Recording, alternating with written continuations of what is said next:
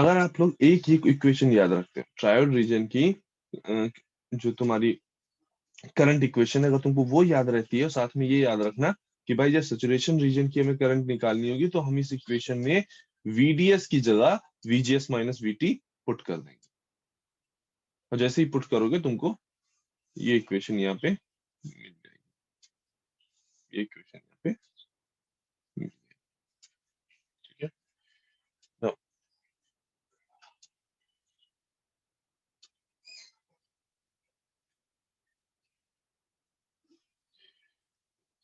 अब इसी इक्वेशन को थोड़ा सा और मॉडिफाई करके कई जगहों पे इस तरह से लिखा गया, आईडी इज इक्वल टू, और ID is equal to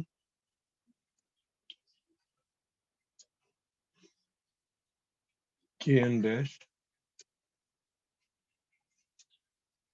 W by L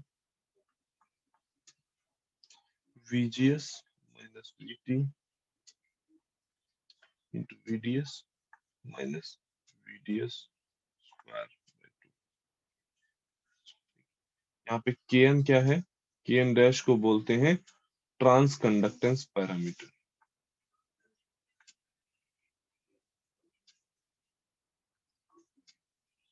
Kn dash को बोलते हैं ट्रांस कंडक्टेंस पैरामीटर। ठीक। Kn dash is equal to क्या होता है? Mu n C.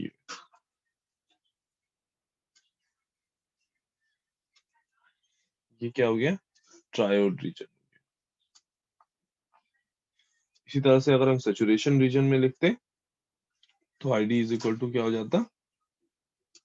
Kn dash by 2 W by L VGS minus VT का whole square। क्या हो गया? सैचुरेशन।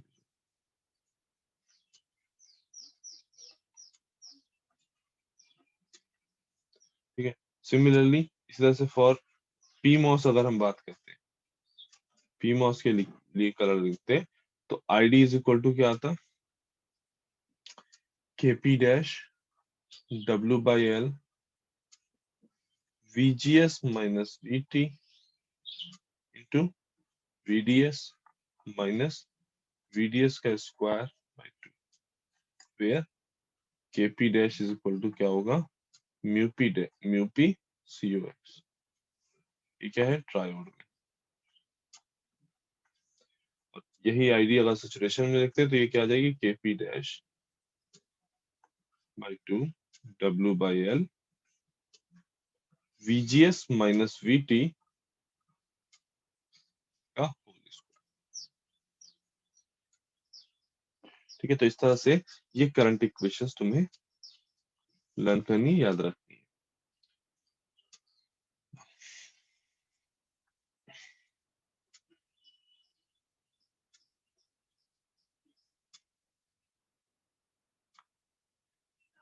अब आते हैं डिप्लीशन टाइप मॉसफेट।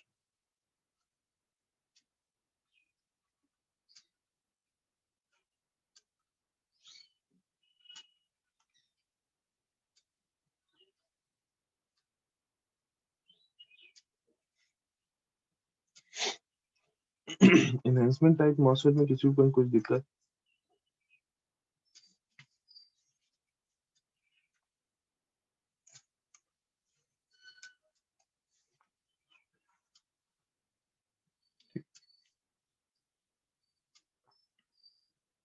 तो फर्स्ट ऑफ ऑल इसका आज केवल स्ट्रक्चर देख लेते हैं।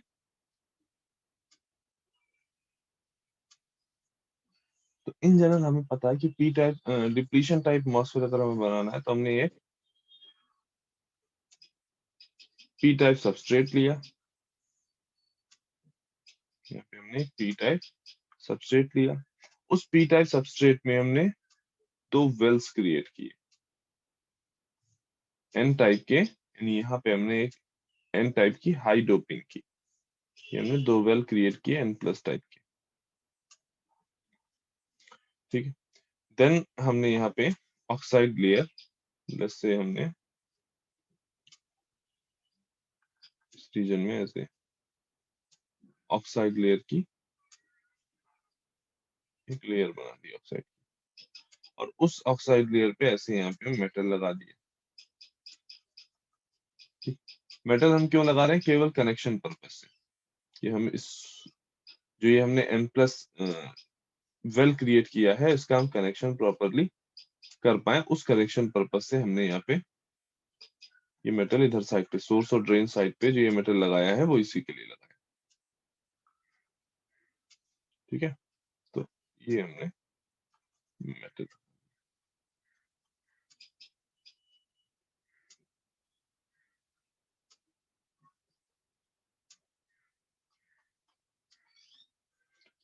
आफ्टर दैट यहाँ पे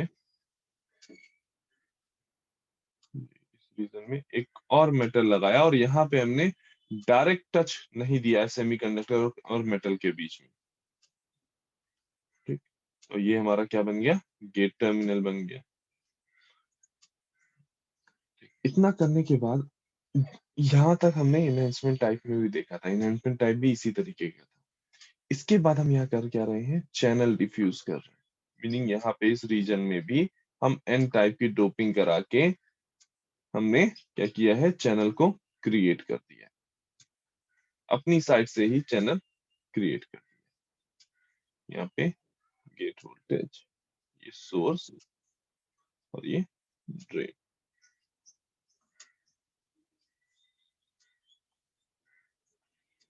इन जनरल इस तरह का तुम्हारे पास स्ट्रक्चर रहेगा। ये तुम्हारी क्या है? SiO2।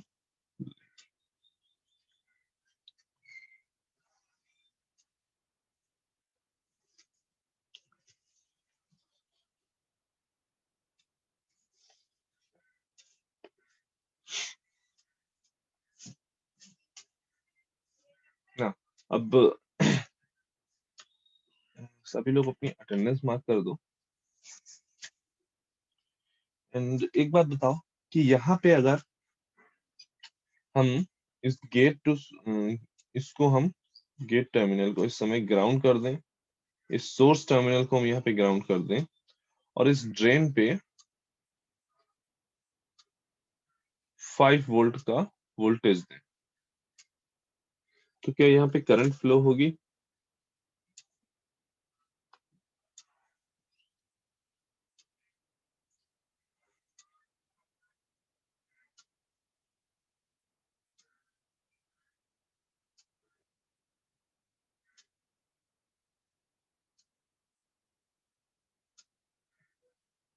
हमने सिंपली इस मॉसफेट को लिया, इसका सोर्स और गेट जो था उसको ग्राउंड कर दिया है, और ड्रेन में हमने 5 वोल्ट की वोल्टेज सप्लाई दी है, तो क्या यहाँ पे करंट फ्लो होगी?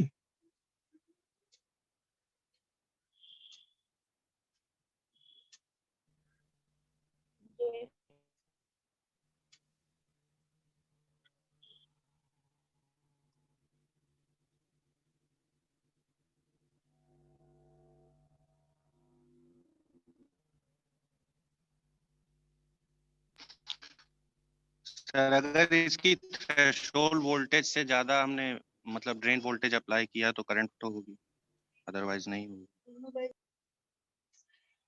अच्छा देखो दीप, यहाँ पे इस चीज को क्लियर करो। जो थ्रेशोल्ड वाला वोल्ट वाला कॉन्सेप्ट था, वो अभी यहाँ पे नहीं सोचना है। ठीक है, क्योंकि यहाँ पे थ्रेशोल्ड वोल्टेज का कॉन्सेप्ट तब आता है जब आपका चैनल एग्जिस्टेंस या नॉन एग्जिस्टेंस की बात की जाए। हाँ बिल्कुल, तुम्हारा आंसर भी डायरेक्ट इनडायरेक्ट वे में करेक्ट है, क्योंकि आगे जाके अभी हम भी यही डिस्कस करेंगे कि हाँ भाई, अगर यहाँ पे कुछ ऐसा वोल्टेज तुमने दे दिया जिसकी वजह से ये जो क्रिएटेड चैनल है, जो डिफ्यूज्ड चैनल है, इस चैनल की एग्जिस्टेंस ही खत्म हो जाए। ठीक है, लेकिन अभी उतना दूर नहीं सोचना है, अभी सिंपली हमें ये समझना है कि हाँ भाई, अगर हम यहाँ पे, क्योंकि ये तुम्हारा डिप्लीशन टाइप मॉसफेट है, यहाँ हमें चैनल खुद क्रिएट करने की जरूरत नहीं थी, तो यहाँ पे इजिली करंट, जैसे ही तुम ड्रेन टर्मिनल पे एक हाई वोल्टेज दोगे, इलेक्ट्रॉन तुम्हारे अट्रैक्ट होंगे ड्रेन की साइड पे, और यहाँ पे एक करंट फ्लो होगी। ठीक है, यहाँ पे थ्रेशोल्ड का कॉन्सेप्ट अलग है।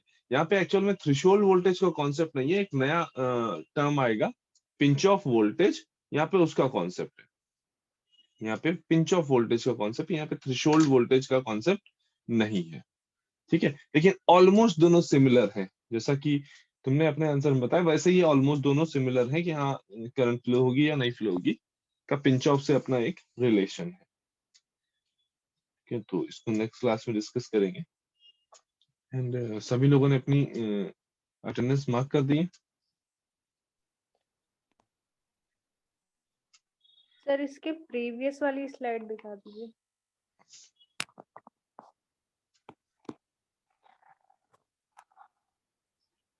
सर एक और बार प्रीवियस वाली।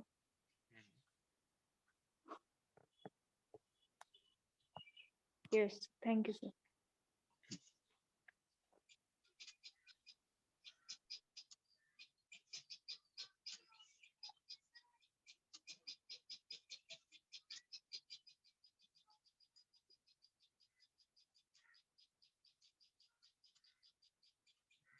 ठीक है, तो मीटिंग अभी एंड करते हैं।